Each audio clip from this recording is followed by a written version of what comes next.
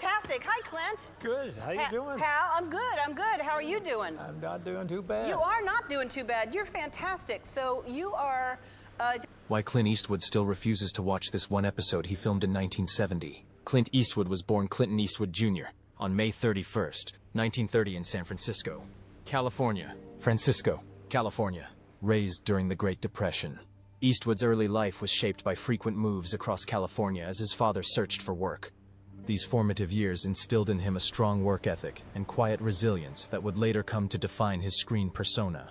After high school, he held various odd jobs, from lumberjack to gas station attendant, before being drafted into the U.S. Army during the Korean War. It was while stationed at Fort Ord that Eastwood began to rub shoulders with aspiring actors and found himself drawn to the world of performance. His big break came in the late 1950s when he was cast as Rowdy Yates in the hit television western Rawhide. Though his role was initially secondary, Eastwood's commanding presence and rugged good looks made him a fan favorite, and the show became a springboard for his career.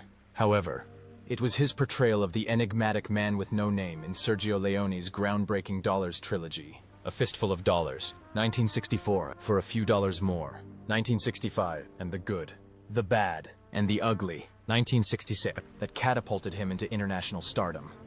These so-called spaghetti westerns redefined the genre and turned Eastwood into a global icon of cool, stoicism, and gritty anti-heroism. In the 1970s, Eastwood expanded his reach with the Dirty Harry series, portraying Inspector Harry Callahan, a no-nonsense San Francisco cop who became both a controversial and celebrated figure in American pop culture.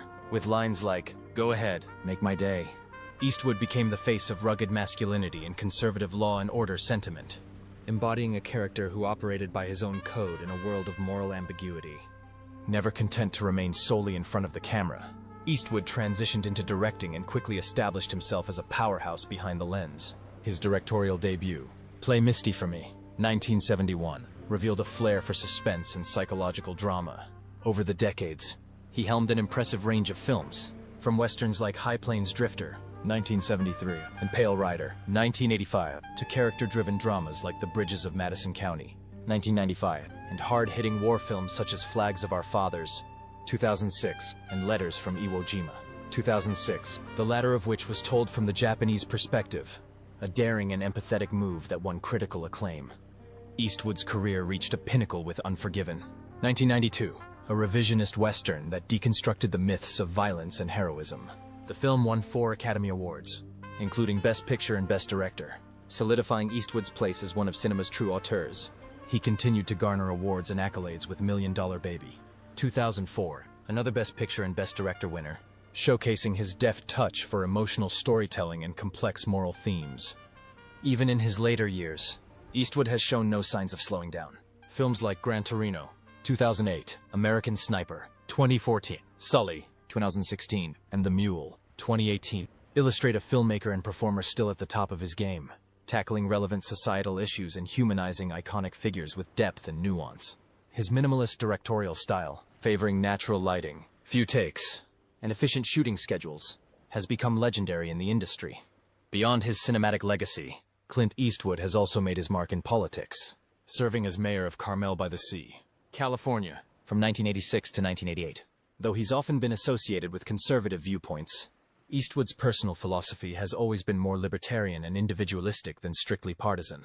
He's an advocate for personal freedom, environmental conservation, and the arts, reflecting a multifaceted and often surprising set of values.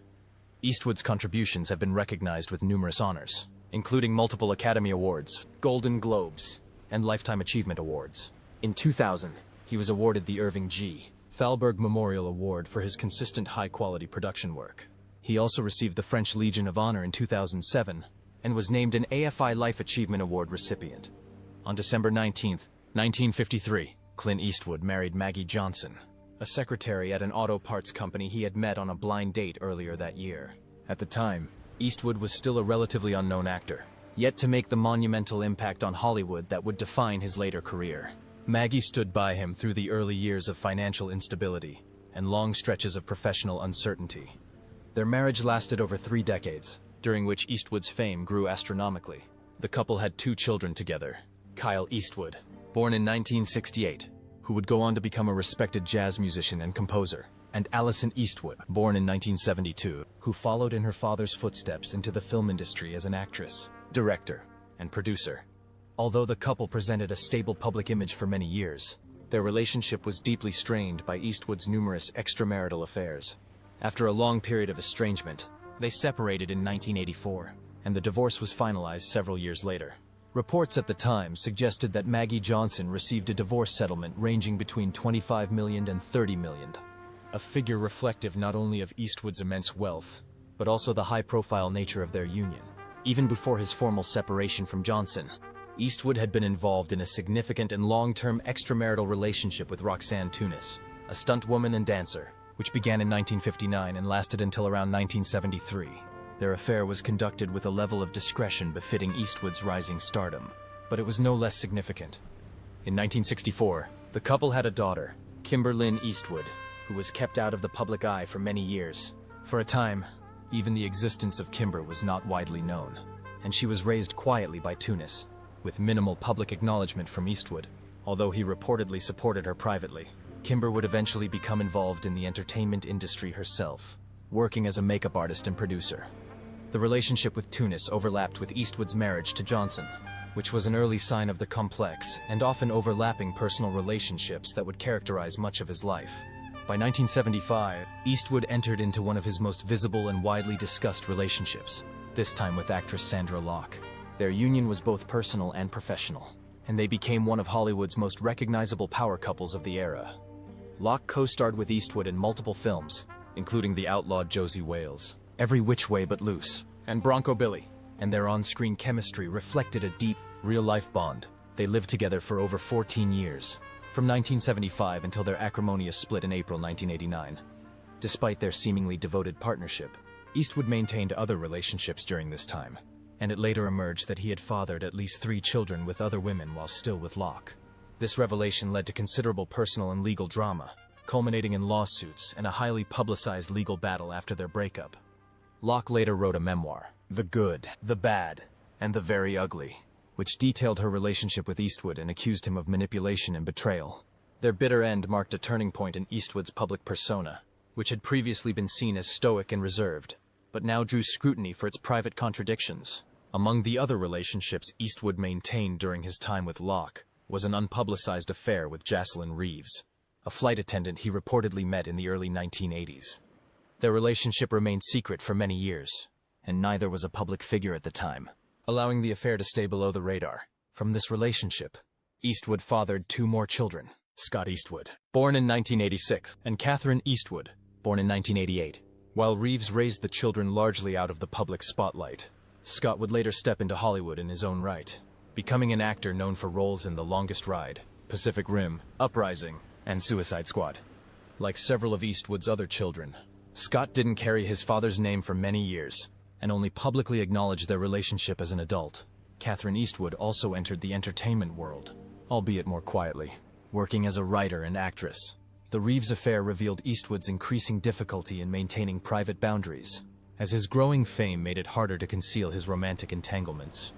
Following his high-profile split from Locke, Eastwood found companionship with actress Frances Fisher, whom he met while filming the acclaimed Western Unforgiven in the early 1990s. Their relationship, though shorter than his previous ones, was no less significant. Fisher, an established actress with a strong screen presence, became an important partner during a creative high point in Eastwood's career. Together they had a daughter, Francesca Eastwood, born in 1993, who would go on to appear in television and film and gain further recognition through reality TV. Though Eastwood and Fisher eventually went their separate ways, they remained publicly cordial and have occasionally appeared at events together with their daughter. In a rare step toward traditional commitment, Clint Eastwood married again, this time to Dina Ruiz, a former television news anchor, on March 31st, 1996. This union marked his second marriage and was seen by many as a surprising turn for the actor, who had long cultivated a reputation as an independent and somewhat solitary figure. Dina, who was 35 years his junior, brought a different energy to Eastwood's life, and their marriage was widely covered in the media. That same year, they welcomed a daughter, Morgan Eastwood, born in 1996.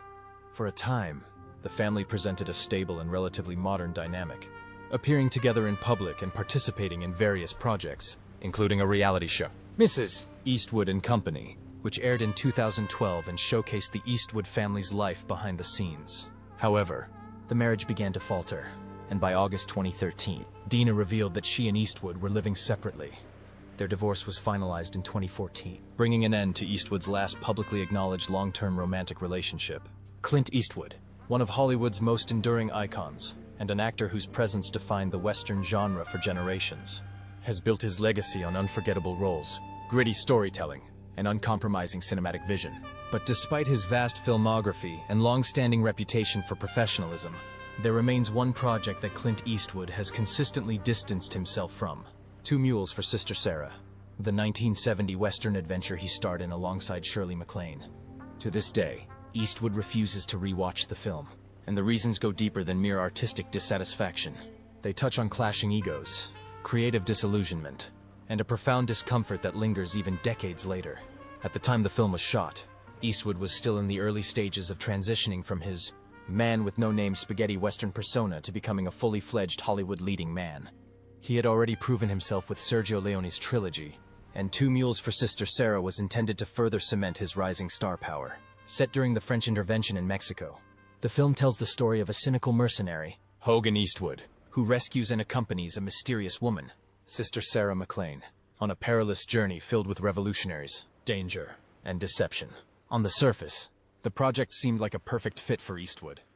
It combined his rugged persona with an offbeat twist, offering a western laced with comedy and intrigue.